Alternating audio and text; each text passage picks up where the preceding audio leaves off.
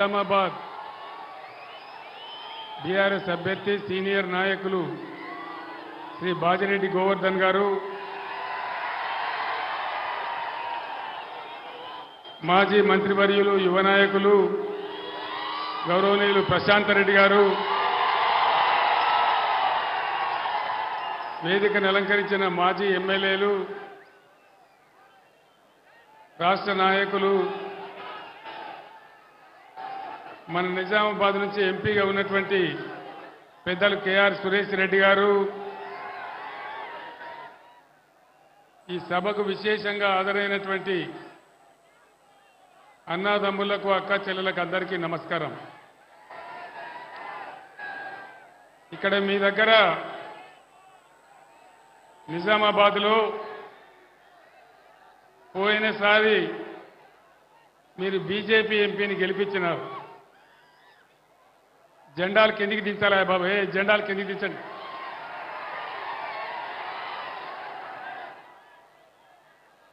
మీరు బీజేపీ ఎంపీని గెలిపించినారు. ఏమన్నా లాభం జరిగిందా నిజామాబాద్ ప్రజలకు? ఏకైనా పని కూడా కాలేదు కదా. నరేంద్ర మోడీ భారత ప్రధానమంత్రి, నేను ముఖ్యమంత్రి అయినాను, ఆయన ప్రధానమంత్రి అయినాడు.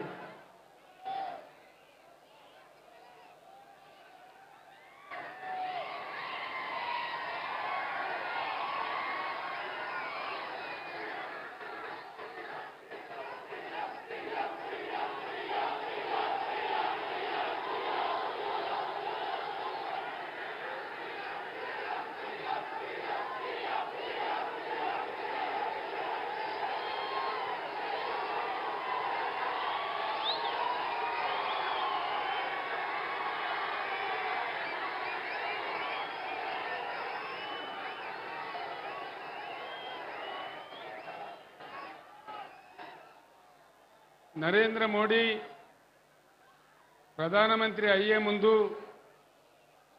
ప్రధానమంత్రి అయిన తర్వాత ఒక 150 నినాదాలు చెప్పినాడు. 150 నినాదాలు. ఒక్కటన్నా నిజమైందా? సబ్కా సాత్ సబ్కా వికాస్ అయ్యిందా? సబ్కా సాత్ సబ్కా వికాస్ కాలేదు, కానీ దేశ్ కా సత్యానాశ అయిపోయింది. మేక్ ఇన్ ఇండియా ఏదైనా వచ్చిందా? మేక్ ఇన్ ఇండియాలో డిజిటల్ ఇండియా ఏమైనా వచ్చిందా? బేటీ పడావ్ ఎక్కడన్నా కనబడుతున్నదా? రోజు దేశంలో మహిళల మీద అత్యాచారాలే తప్ప ఎక్కడన్నా బేటీ పడావో ఉందా? బేటీకి రక్షణ ఉందా నరేంద్ర మోడీ రాజ్యంలో? నరేంద్ర మోడీ చాలా గొప్పగా చెప్పినాడు, అచ్చే దిన్ లాయింగే. అచ్చే దిన్ వచ్చిందా? అచ్చే దిన్ రాలే కాదు, కానీ సచ్చే దిన్ మాత్రం వచ్చింది. పెట్రోల్ ధరలు, డీజిల్ ధరలు ఆకాశాన్ని అంటిపోయి జీఎస్టీల మీద జీఎస్టీలు పెరిగి మనకు సచ్చే దిన్ వచ్చింది తప్ప అచ్చే దిన్ రాలే.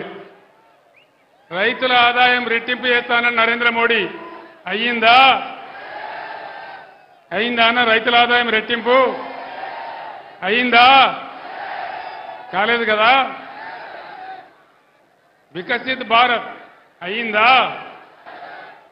జన్ ధన్ యోజన ఏమైనా లాభమైందా? ఏకైనా లాభమైందా? మీకు నిజామాబాద్లోకైతే పైసలు వచ్చినాయట నాకు తెలిసింది. లేలే ఇనుండి వినాలే.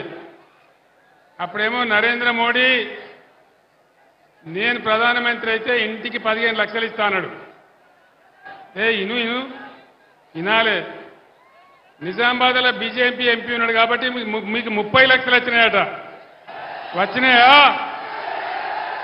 15 లక్షలు వచ్చినాయా? పోనీ 15 లేదు, పాసు లేదు, అంతా ఉట్టిదే గ్యాసు, అంతే కదా.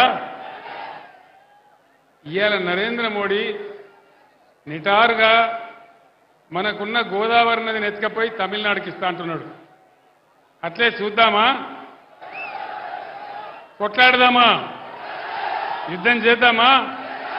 మన గోదావరి మనకే ఉండన్నా?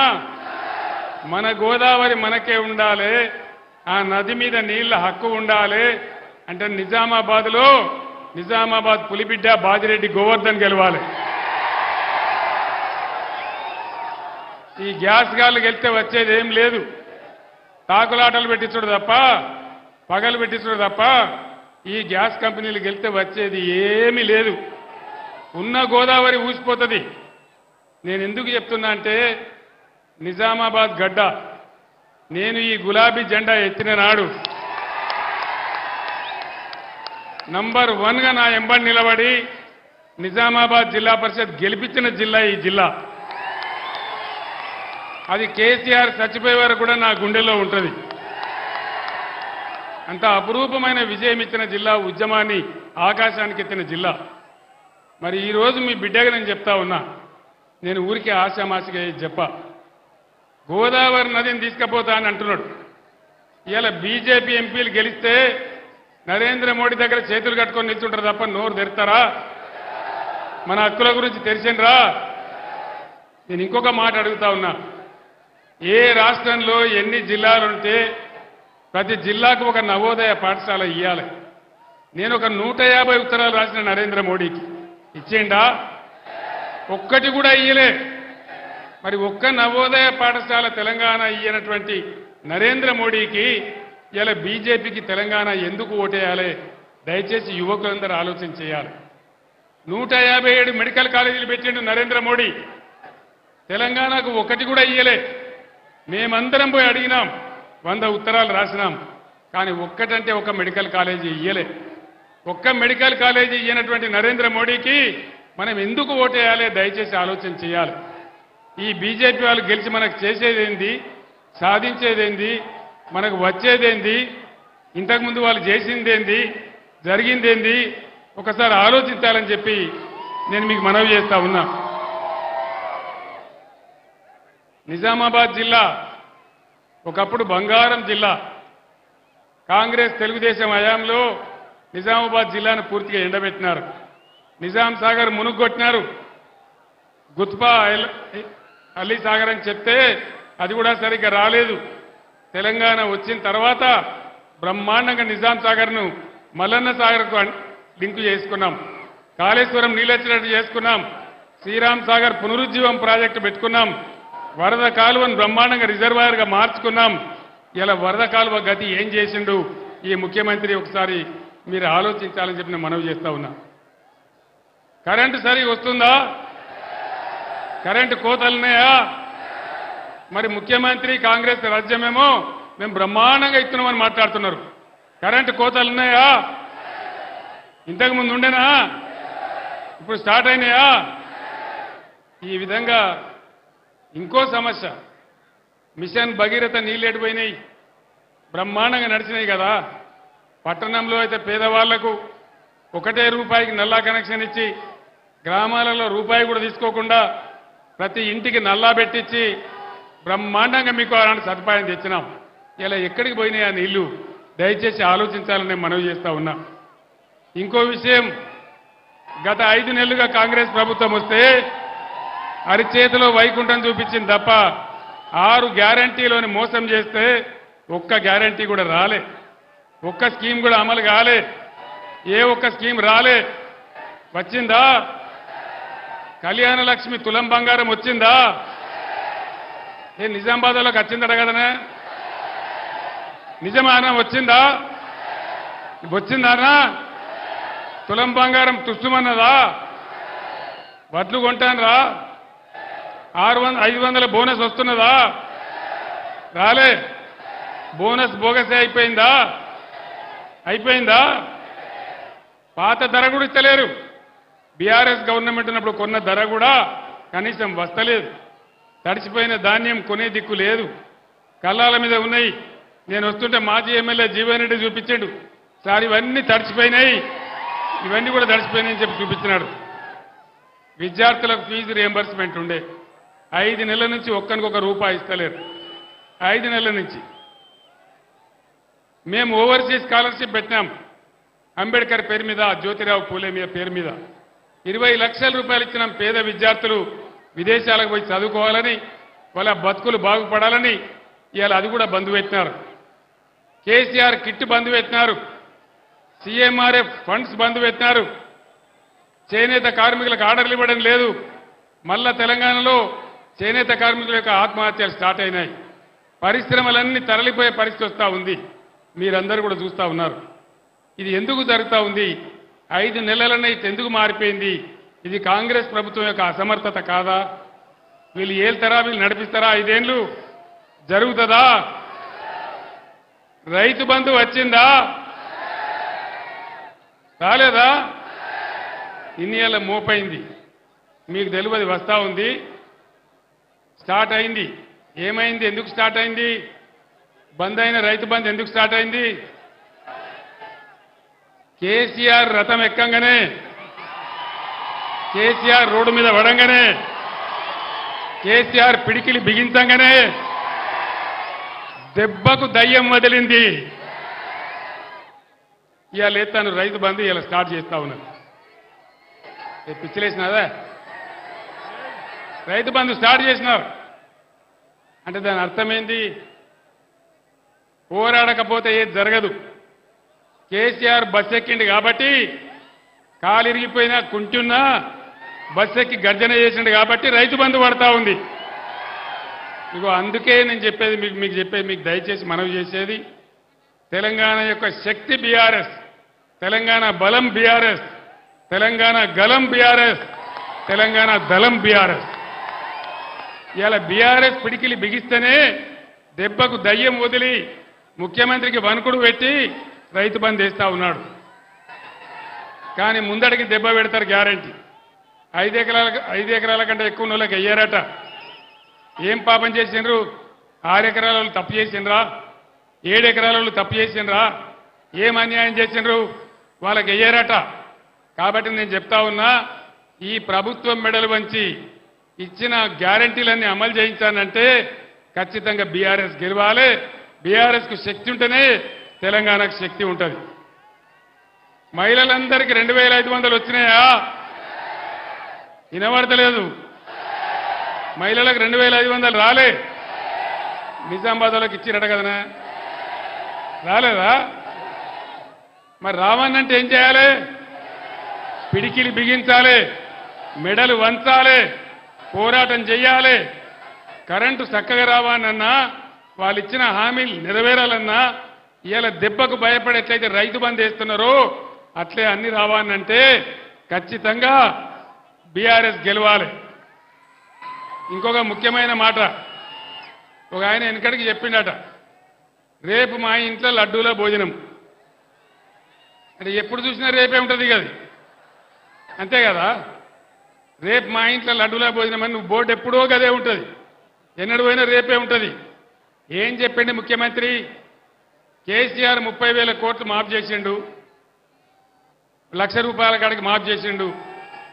మీరు పరిగెత్తుని ఉరుకుర్రి, ఇక ఉరికి 2 లక్షలు తీసుకొని డిసెంబర్ 9 తారీఖు నాడే 10:30కే 2 లక్షల రుణం మాఫీ అన్నాడు. అయిందా? అయిందా?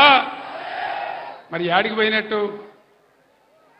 రేపు 2 లక్షల రుణమాఫీ ఇచ్చేదాకా ఈ ముఖ్యమంత్రి మెడలు, ప్రభుత్వం మెడలు వంచి ఆ 2 లక్షల రుణమాఫీ కక్కిచ్చేదాకా బీఆర్ఎస్ కొట్లాడాలి. దానికోసమే బాజిరెడ్డి గోవర్ధన్ గెలవాలి.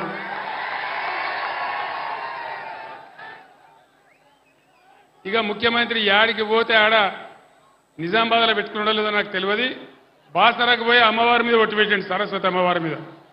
యాదగిరి గుట్ట కాడ పోయి ఒట్టు. ఆయన ఏం పని లేదు, దేవుని గుళ్ళ కాడ ఒట్లు, కేసీఆర్ మీద తిట్లు, అంతేనా? ఇదే జరుగుతుంది. అంటే నేను ఒక్కటే మాట చెప్తా ఉన్నా, దయచేసి మీరు, నేను ఒక్కటే మాట మీ అందరికి మనవి చేసేది, తెలంగాణ తెచ్చే సమయంలో నా ప్రాణాలు అడ్డుపెట్టి నేను ప్రాణాలకు తెగించి ఈ రాష్ట్రాన్ని తెచ్చిన తెలంగాణను ఒకటి ఒక పొదరిల్లు లాగా బ్రహ్మాండంగా మంచిగా చేసినాం. అన్ని వర్గాలను ఆదుకున్నాం. నిజామాబాద్లో బీడీ కార్మికులు ఎక్కువ ఉంటారు. 60 ఏళ్ల కాంగ్రెస్ పరిపాలనలో, తెలుగుదేశం పాలనలో ఎవడన్నా ఏకాన ఇచ్చిండా బీడీ కార్మికులకు? ఎవరు కూడా ఇయ్యలే. బీడీ కార్మికులకు 2000 ఇచ్చి ఆదుకున్నాం. బీడీ కార్మికులను కాపాడినాం. వాళ్ళ టేకేదారుల గవర్నమెంట్ కూడా ఇచ్చినాం. బీడీ కార్మికులంతా ఇయ్యాలి బీఆర్ఎస్ అండగా నిలబడాలి. మీకు నీతి నిజాయితీ చూపించి బీఆర్ఎస్ను దీవించాలి. ఆ విధంగా ముందుకు పోయినాం. మీ అందరినీ కూడా నేను కోరుతా ఉన్నా, చాలా మందికి ఇచ్చినాం, లక్షల మంది బీడీ కార్మికులకు ఇచ్చినాం, అందరికి కూడా ఇచ్చినాం, అందరిని ఆదుకున్నాం. నరేంద్ర మోడీ ఎవరికన్నా ఇచ్చిండా బీడీ కార్మికులకు? బీడీ కార్మికులకు పెన్షన్ ఇచ్చేది ఒక్క తెలంగాణలోనే ఇస్తారు, ఇంకా ఏ రాష్ట్రంలో కూడా ఇయ్యరు, భారతదేశంలోనే ఎక్కడ లేదు. కాబట్టి నేను మీ అందరికి మనవి చేస్తా ఉన్నా, ఈ బీజేపీ కాంగ్రెస్ చెప్పేదంతా కూడా ట్రాష్, వట్టిదే. అందుకోసం మనం ముందుకు పోవాలి, మన నీళ్లు కాపాడుకోవాలి, మన బతుకులు కాపాడుకోవాలి, తెచ్చుకున్న రాష్ట్రాన్ని ఇంకింత తెలివికి తెచ్చుకోవాలి. మళ్ళా ఈ కరెంటు కోతలు బంద్ కావాలి, పిల్లలందరూ చదువుకునే పిల్లలకు న్యాయం జరగాలి, హాస్టల్ల పిల్లలకు న్యాయం జరగాలి. కాబట్టి ఖచ్చితంగా బీఆర్ఎస్ గెలవాలి. जिला निजामाबाद के मुसलमान भाइयों को बहनों को मैं सलाम करता हूं.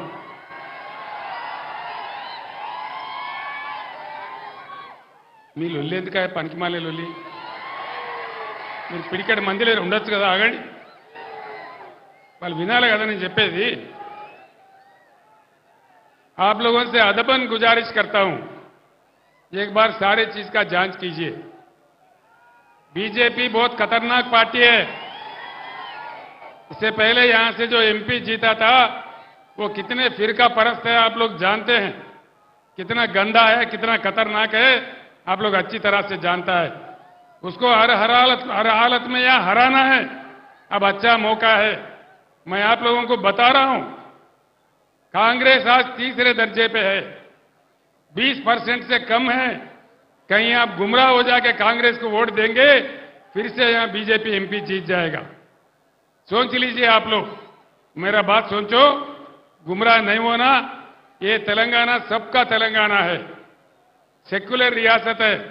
हमारे 10 साल के दौर में एक भी दंगा फसाद हमने नहीं होने दिया और सबको साथ लेके चला.